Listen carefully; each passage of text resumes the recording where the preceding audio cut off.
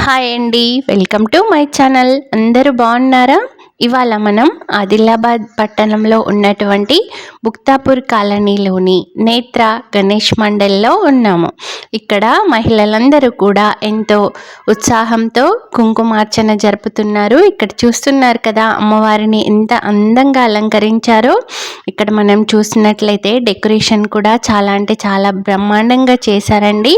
కొద్దిగా స్పెషల్గా కూడా ఉంది. మామూలుగా నేను ఇక్కడికి పసుబొట్టుకు వచ్చానండి. ఇక్కడ మా ఫ్రెండ్ ఉంటుంది, తను ఇన్వైట్ చేస్తే వచ్చాను. ఇంకా ఆ వీడియోని కూడా మీకు షేర్ చేస్తున్నాను.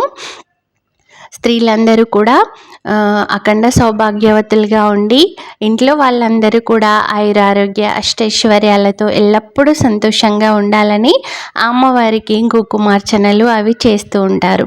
అయితే వీళ్ళు నవరాత్రులలో చేస్తారంట. ఇప్పుడు కూడా ఇంకా గణేష్ నవరాత్రులలో కూడా చేస్తున్నారు. చూస్తున్నారు కదా, ఇక్కడ ముందుగా కలశ స్థాపన చేసుకొని ఇంకా అమ్మవారి విగ్రహాన్ని ఒక పాత్రలో లేదంటే ఒక ఆకులో ఉంచేసి అయ్యగారు అమ్మవారి నామస్తోత్రాలు చదువుతూ ఉంటే ఇక్కడున్న మహిళలందరూ కూడా ఇలా చూస్తున్నారు కదా, ఇలా 3 ఫింగర్స్తో కుంకుమ వేస్తూ ఇంకా కుంకుమార్చన కార్యక్రమం అనేది జరుగుతుందండి.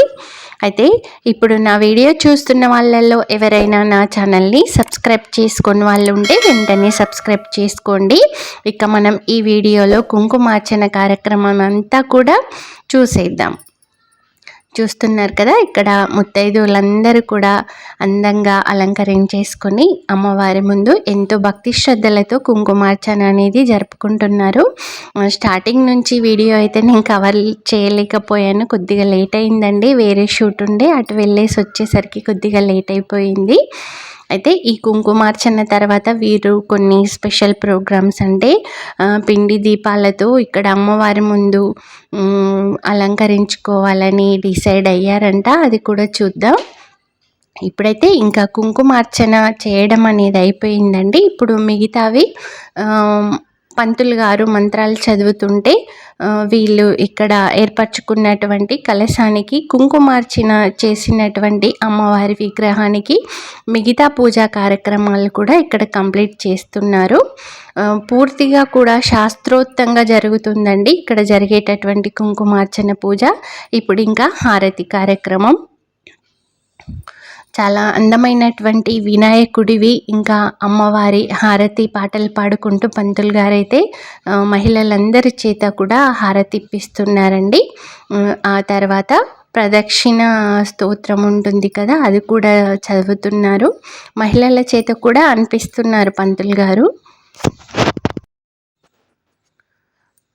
దాదాపుగా 2.5 3 అవర్స్ నుంచి ఈ కుంకుమార్చన కార్యక్రమం అనేది జరుగుతూ ఉందండి. ఇక్కడ ఉన్న వాళ్ళందరూ కూడా చాలా పేషెన్స్గా చేస్తున్నారు.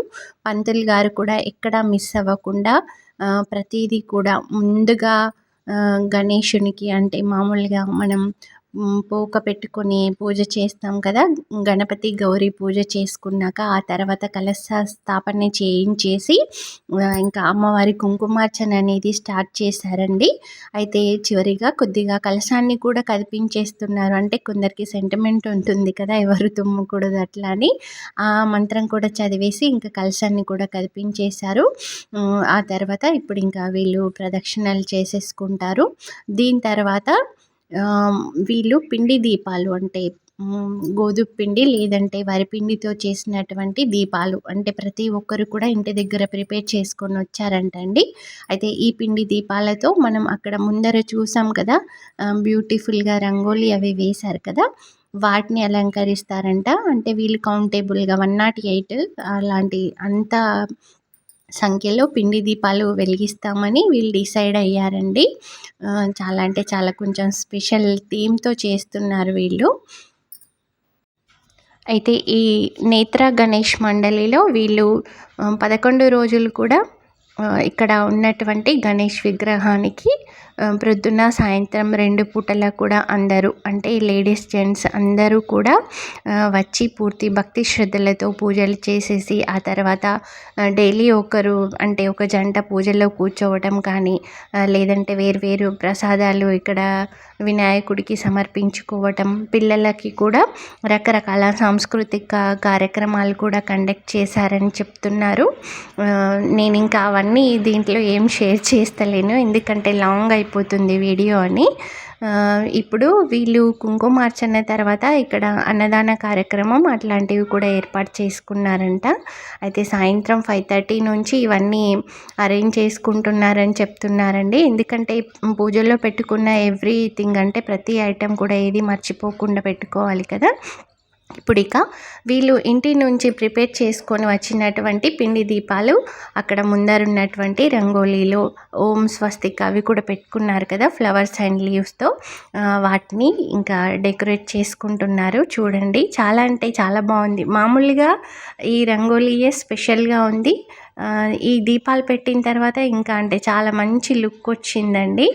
ఏమీ లేదండి, మన ఆడవాళ్ళకి ఎంత పేషెన్స్ ఉంటే ఇంకా చేసుకునే ప్రోగ్రామ్స్ అన్నీ కూడా అంత అందంగా కనిపిస్తాయి.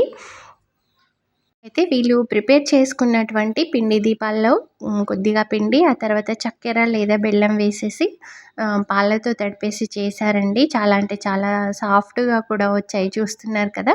కొందరు పసుపు కూడా యాడ్ చేశారు, అవి ఇంకా అంటే ఇంకా చాలా సూపర్బ్గా కనిపిస్తున్నాయి. ఇవన్నీ కూడా వెలిగించాక చాలా అంటే చాలా మంచి లుక్ వచ్చిందండి.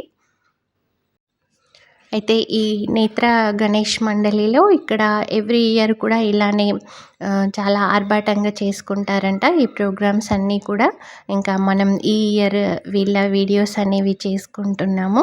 ఇక్కడ చూస్తున్నారు కదా స్వస్తిక్ మిడిల్లో మ్యారీగోల్డ్ లీవ్స్, మ్యారీగోల్డ్ పెటల్స్ అండి, బంతిపుల్ల రెక్కలు వేసేసి ఆ తర్వాత చుట్టూరా కూడా లీవ్స్ అనేవి పెట్టేశారు. చాలా అంటే చాలా బాగుంది. ఇటువైపు స్వస్తిక్ ఉంది, అటువైపున ఇంకా ఓం ఉంచారండి. చాలా బాగుంది. అమ్మవారికి కూడా అలంకరించినటువంటి శారీ చాలా సూపర్బ్గా ఉందండి. కలర్ బాగుంది, ఆ కట్టిన విధానం కూడా చాలా బాగుంది.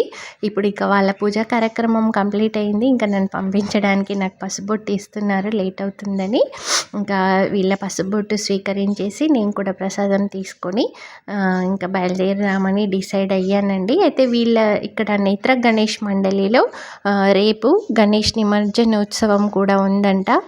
బట్ రేపు మనం ఇక్కడ ఇంకా వీడియో కవర్ చేయలేము ఎందుకంటే వేరే దగ్గర షూట్ ఉందండి. అయితే ఇక్కడ ఉన్న వాళ్ళందరూ నాకు చాలామంది తెలిసిన వాళ్ళే. బట్ చూస్తున్నారు కదా, తన పేరు మణిమాల, తను చాలా క్లోజ్ అండి, ముందటి నుంచి మేము ఫ్రెండ్సే. తను ఇన్వైట్ చేస్తేనే వచ్చాను.